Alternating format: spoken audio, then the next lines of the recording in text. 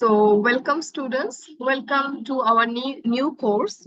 This is Advanced Mobile Communication. Now you are in your third semester, so congratulations. Now today is our week 1, and in week 1 for this course, we will study the introduction to wireless and cellular systems and introduction to cellular generations and wireless systems. Now, basically, in this course, this is the course outline for our advanced mobile communication course. Now, basically, in this course, we are going to study about the basics of a wireless communication system. So we will learn about the different aspects which are related to wireless communication system, and we will also study about the designing of a wireless communication system and the factors which we need to decide before designing a wireless communication system. Now, if I shortly explain, you can see there. First, we will observe the introduction to wireless communication system. We will see the evolution of mobile radio communications. Then we will see about the examples of wireless communication systems, paging systems, cordless telephone systems, overview of generations. Then we will gradually switch to introduction to personal communication services, how a personal communication network can be developed. And we will study different multiple access techniques, which are FDMA, frequency division multiple access, TDMA, CDMA, which are quite familiar to us. Then we will see different factors like channels and diversity, fast fading, then relay fading, Gaussian fading, bit error rate, then diversity modeling. These topics are very much important for designing any wireless communication system. So, or any wireless system model. So we will learn all these. Then we will study about GSM. Then we will study about 2.5G mobile data networks. Then we will study about wireless local loop networks. Okay, like Bluetooth, then architecture of Bluetooth, WiMAX, etc., etc. Now, let's start with the definition of wireless communication. What is wireless communication? Now, before that, let's discuss about communication. We have already learned about the basic communication system. We have learned about computer communication. We have learned about data communication. Now, what is wireless communication? Now, in case of communication, communication can be established using different communication links. They can be wired cable, they can be wireless medium, or we can say air medium. Now, in case of wireless medium, this communication system, when I am transmitting some data using the wireless transmission link, that is particularly known as a wireless communication model or wireless communication system. So, the type of communication or data transfer performed or delivered wirelessly, it is known as a wireless communication system. Now, many advancements have been brought due to wireless systems, and transmission distance can vary from few meters to thousands of kilometers. So we can send data from one device to another device. Now, the distance between these two devices can vary from few meters to thousands of kilometers, right? Now, the example is like TV remote. We can control the channels, we can control the television. And we know that in television system, different channels occupy different frequency bands, right? Different frequency range. So when you are switching one channel to another channel, actually you are changing the frequency range or frequency. So you are doing that using a remote control. Now that remote can transfer data from a few distance, from a certain distance to the television. Now, how it is possible? It is possible by the wireless communication system. So the example for few meters can be TV remote control, and the example for thousands of kilometers can be like radio communication. Like we can send data to satellites, or we can use satellite stations to transmit our data, and that distance from our device to satellite stations can be like thousands of kilometers, right? Okay. So other examples are GPS. What is GPS? Global Positioning System. So it also worked using wireless communication system. Many more like garage door openers. You can open the door of your garage using wireless communication or remote control. Then wireless computer mouse, wireless keyboards, wireless headphones, radio receivers, satellite TVs, broadcast TVs, cordless phones, etc. All are example of wireless communication. Wherever there is no cable, that communication or that controlling of data is happening using wireless communication, right? Now, the radio communication, in case of wireless communication or radio communication, the information is being transmitted using radio waves. Now, these radio waves are actually the electromagnetic waves, and these electromagnetic waves can be vary. The frequency of these electromagnetic waves can vary from 30 hertz to 300 gigahertz. Okay, there is a wide range of frequency available for these electromagnetic waves. We can use these frequencies for different communication purpose. Now, the radio communication can be categorized broadly into these two categories. What are they? One is space radio communication, and the other one is terrestrial radio communication. What is space radio communication? When you are sending data or when you are connecting to the space stations or satellite stations, satellite base stations, that communication is known as space radio communication.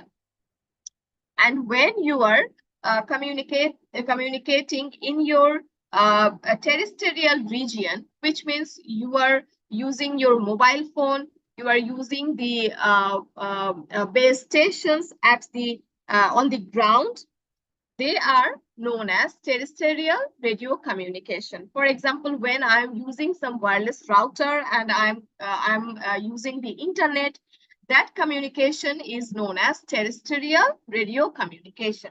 Okay. Okay. So in case of space radio communication, the distance is very much large. But in case of terrestrial radio communication, the distance is comparatively less. Okay. Now, the advantages of wireless systems. So the first advantage is cost effectiveness. Okay. Why the cost is less in wireless communication system? Because there is no such physical infrastructure required in wireless communication system. Okay. You can place a base station. You can have your radio devices, your transmitter, your receiver. Then you are good to go. Okay, so this can save our cost, and as there is no such big physical infrastructure, so there is low maintenance required. Now, the flexibility. Flexibility means there is no location constraints, which means the location can be varied, and there is no constraints on the location that I need to use this particular location, otherwise my communication model cannot be set up. Nothing like that. So I can use any location for my model. Okay. Then the third point is convenience. Convenience means mobility. That means I do not need to fix my position.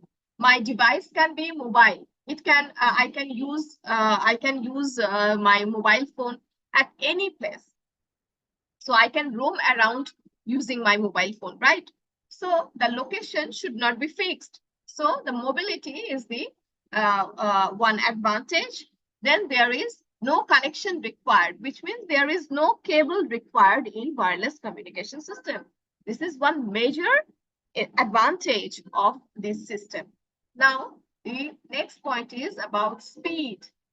Now, the speed is quite good, and we are going toward 4G. We are already using 4G, and we are heading towards 5G.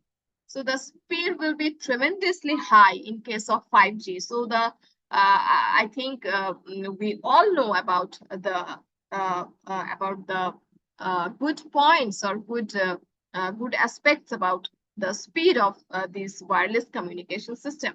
Now, one normal point is that when the distance is less, the system will work faster. So the speed, if we talk about speed, TV remote works faster because the distance is very less. That's why the TV remote will work faster. Okay, now accessibility. Remote area access. We can access any remote areas, or if we place a base station at that remote area, then many devices around that area can access the wireless communication system. Okay. Now, for example, the online education in rural areas can be served using this wireless communication system. Okay. Now, evolution of mobile communication. Evolution of mobile radio communication. Now, we will see the history of wireless communication system. So at first, telephone wire system was introduced in 1877. So it was basically a telephone wire system. It was not wireless, and that telephone system was very much big in size. So it was introduced in 1877. Okay. Now, the first wireless telegraph was initiated by Marconi in 1895. So it was not a wireless telephone system. It was a wireless telegraph. So basically, using the wireless system, some symbols were transmitted like yes, no, and using that symbols, we can extract our actual message from that telegraph. So this method was introduced in 1895, and it was initiated by Marconi. Now, till 1920, the communication era is known as pioneer era. Okay. Before the 1920 time, it was known as pioneer era. Then from 1920 to 1979, this era was known as pre-cellular era. Okay, pre-cellular era. So in 1946, which means in between 1920 to 1979, it means in pre-cellular era in 1946, the first commercial mobile telephone system was launched by Bell Lab. Okay, Bell Lab is situated at USA. So the first commercial mobile telephone system was launched in 1946. In late 1940s, push-to-talk telephone system used 120 kilohertz of radio frequency band in half-duplex mode. Now, what is push-to-talk telephone system? It was introduced in late 1940s. So, push-to-talk is mostly similar to the walkie-talkie system, which means you have to push a button and you have to speak your message. Then when you release the button, your message will be transmitted. Okay. Then you will put the speaker near to your ear. Then you can hear the message from the other party. So you cannot transmit at the same time. When you will transmit, the other person will just receive. When he will send, you will just receive. So it is the half duplex mode. You all know about half duplex mode, and it was used done using the 120 kilohertz frequency range. Now, beyond 1979 till date, this is known as cellular era. So we are on cellular era. Okay. Okay. So now the cellular systems. So the first question comes in your mind that what do we do with our cell phone? Now, with our cell phone, we do voice communication. We can send SMS. We do web surfing. We can send emails, take pictures, video streaming, check our heartbeat, etc. Now, here is one question that are you familiar with data rate, bandwidth, SINR? SINR means signal to interference ratio. Now, the ratio of signal and interference plus noise. This is known as SINR.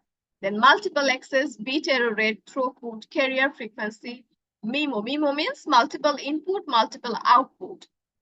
So if we are not familiar with these points, there is no problem because we are going to study about all these points in this course. Now, here is one technique that using the using one code, we can know about different network parameters. So there is one code for Samsung phone. If we have Samsung mobile phone, then if we press this code, then we can see our network parameters. Unfortunately, my phone is not of Samsung model, so I cannot check that. But if you are using a Samsung model, you can check that using this code.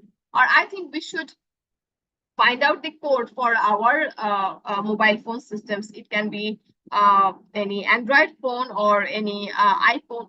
So this is one homework for you to find out the network parameters of your phone. So if you are using Samsung phone, you can use this code and you will find out this network parameter, like the bandwidth is 10 megahertz. This is one example, like the bandwidth can be 10 megahertz. The frequency band indicator means the frequency for downlink and uplink.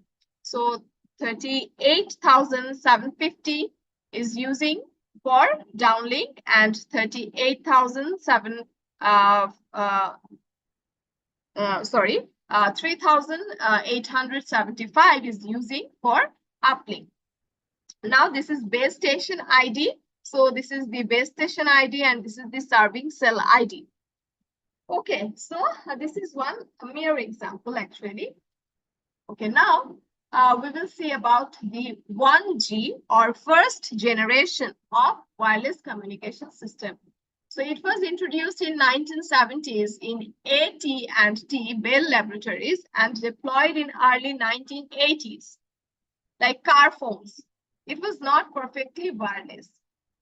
Now, in first generation, it was basically the systems were basically analog systems. So they were using different standards. In first generation, different standards were being used. Now you just have to know the name of the standards, nothing else. So the first standard was NMT, Nordic Mobile Telephony, in 1981. So it was generated in Northern Europe region, or it was used in Northern Europe region. Then the next standard is TACS, Total Access Communication System. It was introduced in 1983, and it was used in England, Ireland, and Japan.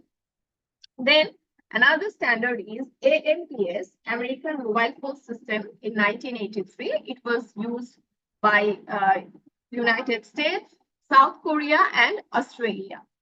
Only 20 billion people, which means 0.5% of the total world's population, were using the first generation communication system. Okay.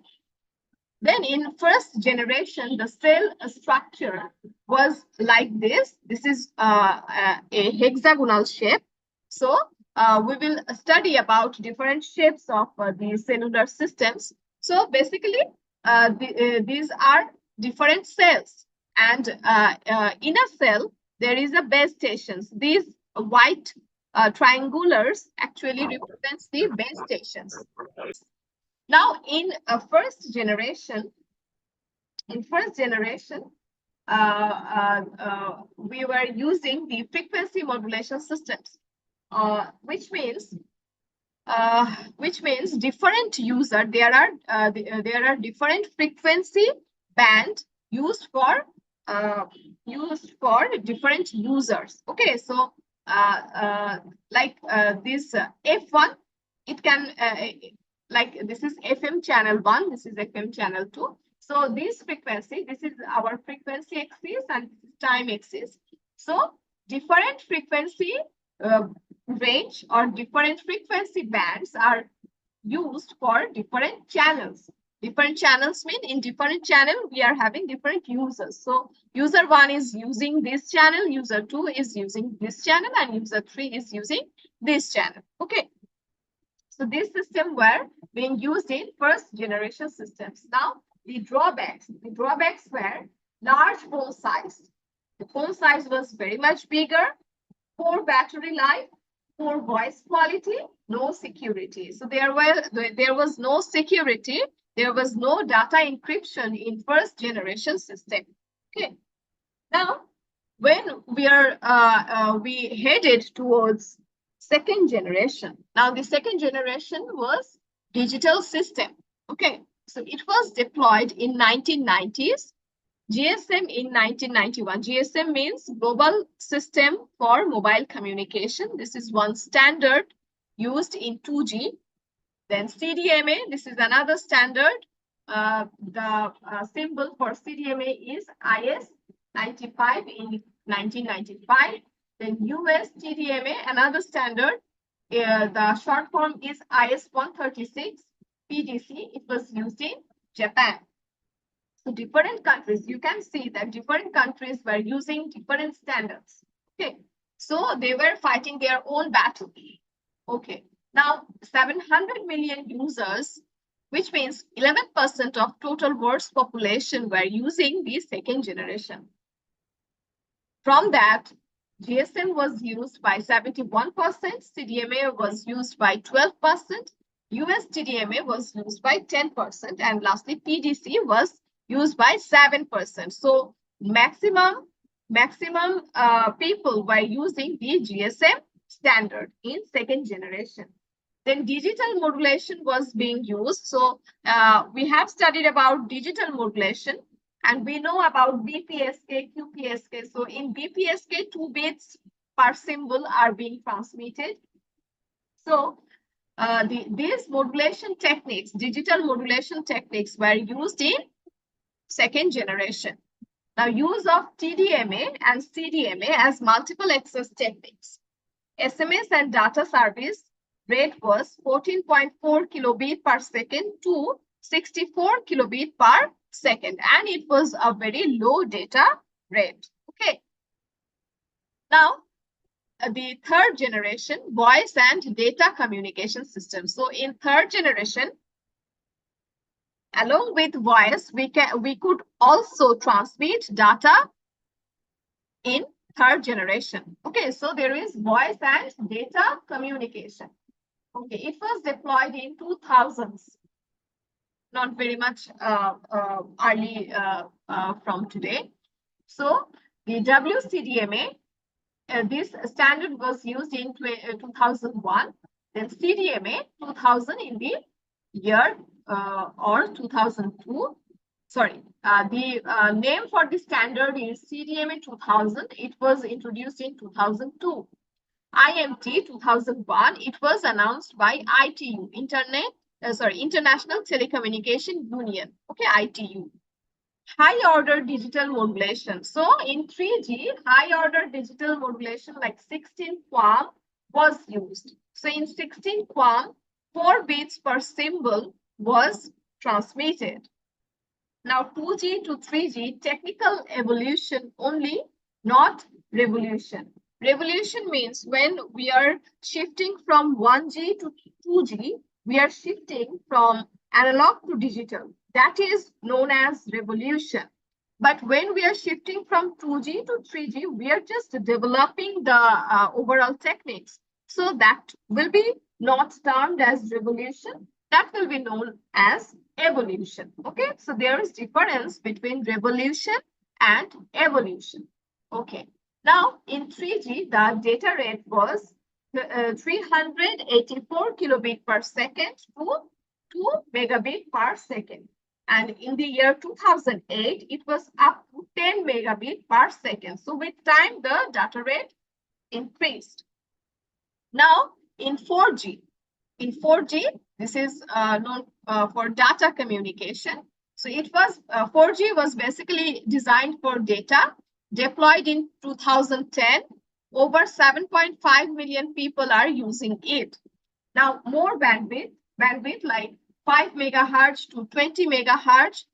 OFDM is used as multiple access technique. OFDM means orthogonal frequency division multiple access technique were used in 4G.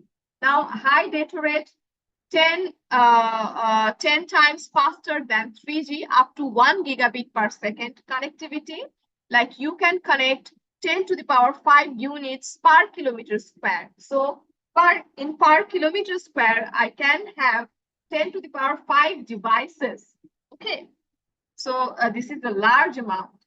Now, high mobility up to 350 kilometer per hour, which means if I am on a car and I am using my mobile phone set and my car is on a speed of 350 kilometer per hour, then I will be able to establish wireless communication with another device. Okay. Now, true IP-based communication, this is known as voice LTA. LTE means long-term evolution. This is one standard. The name of standard used in 3G. Okay, so what next? Yes, you are right. It's 5G. So after 4G, we are heading towards 5G. Now, why do we need 5G when we have large data rate? So actually, in 4G, we have a large data rate like 1 gigabit per second. This is very much high. But actually, in present days, you all know that we have to accommodate different IoT devices, virtual reality, 3D video games, 3D video communication. So for all these applications, we need more higher data rate. So 5G will be able to solve this issue, and 5G will be able to deliver or provide us this highest data rate. Okay, so it is planned to be deployed in 2020. Now, expected in 5G. What do we expect in 5G? 5G is on process. The research is ongoing, so it is not established so far. But what do we expect in 5G? More packet data rate like 20 gigabit per second. We are expecting a data rate of 20 gigabit per second. More spectral efficiency, 3 times more than 4G. Massive connectivity, like 10 to the power 6 units per kilometer square. High mobility speed, like 500 kilometer per hour. Transmission delay is less than 1 millisecond. Okay, now this is a summary of the all the generations. So you can see that there is different generations like 1G, 2G, 3G, 4G, 5G. So the release year for 1G is 1980, or 2G is 1990, up to 10 years. Then the releasing year for 3G is 2000, 4G is 2010, 5G is 2020. So 10 years gap is there between any two generations.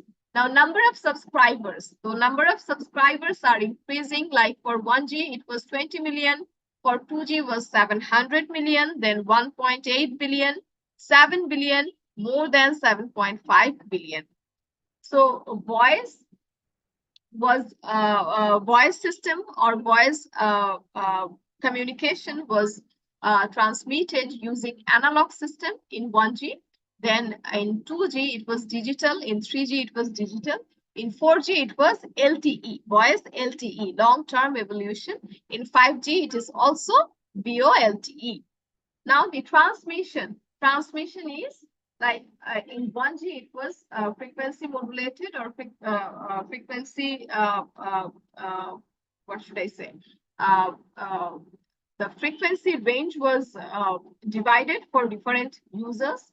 But in 2G, it was digital. In 3G, it was digital. In 4G, it was digital. In 5G, it was digital. Like different digital multiple access techniques are used from 2G to 5G.